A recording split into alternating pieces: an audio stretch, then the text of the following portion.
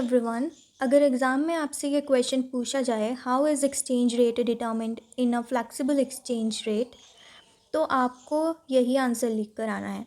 सबसे पहले समझते हैं कि एक्सचेंज रेट क्या होता है। स्टूडेंट्स, एक्सचेंज रेट का मतलब होता है एक देश की करेंसी की कीमत दूसरे देश की करेंसी के हिसाब से। जैसे कि $1 इक्वल्स टू 85 इंडियन रुपी है। तो इसका मतलब है $1 ख़रीदने के लिए हमें 85 रुपीज़ देने पड़ेंगे। $1 को ख़रीदने के लिए हमें 85 रुपीज़ देने पड़ेंगे। इसी को हम एक्सचेंज रेट बोलते हैं। In a flexible exchange rate system, the exchange rate is determined by the demand and supply of foreign exchange in the market. Flexible exchange rate system में exchange rate demand and supply के according अपने आप change होता रहता है।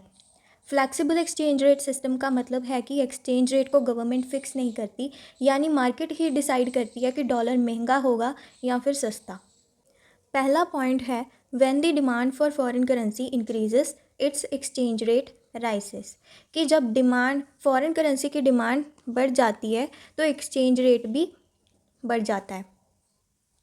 दूसरा है when the supply of foreign currency increases its exchange rate falls, कि जब फॉरेन करेंसी की सप्लाई इंक्रीज़ हो जाती है तो उसका एक्सचेंज रेट फॉल हो जाता है, मतलब कि फॉरेन करेंसी की वैल्यू कम हो जाती है।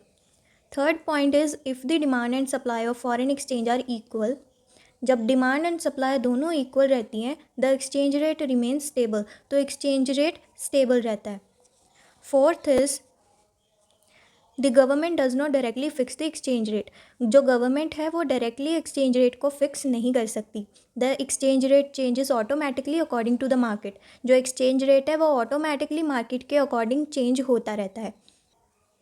Example, if more Indians want to buy goods from USA, अगर बहुत सारे इंडियंस USA से कुछ सामान खरीदना चाहते हैं, द डिमांड फॉर $, इंक्रीजेस, तो $, की डिमांड भी बढ़ जाएगी। As a result the value of the dollar rises, तो इससे डॉलर की वैल्यू बढ़ जाएगी, राइज कर जाएगी। The value of the Indian rupee fall, तो जो इंडियन रुपी की वैल्यू है वो कम हो जाएगी।